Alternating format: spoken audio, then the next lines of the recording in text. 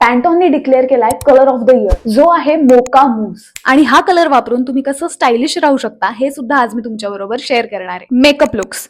हा कलर सगळ्या Indian skin टोनसाठी अतिशय परफेक्ट आहे. लिपस्टिक मध्ये तर हा कलर खूप ग्रेसफुल दिसतो. मला जर थोडासा ड्यूई लुक हवा असेल तर तुम्ही आयशॅडोज मध्ये सुद्धा हा कलर वापरू शकता. आणि तुम्हाला अजून नॅचरल लुक हवा असेल तर तुम्ही या रंगाचं ब्लश सुद्धा वापरू शकता. मी इथे लिपस्टिक मध्ये हा कलर वापरलाय.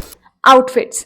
मला सगळ्यात जास्त हा रंग सॅटिन फिनिश मध्ये खूप आवडतो. हे सॅटिन फॅब्रिकचे dresses, co-ord set, skirt, satin finish साड्या तुम्ही या रंगामध्ये वापरू शकता.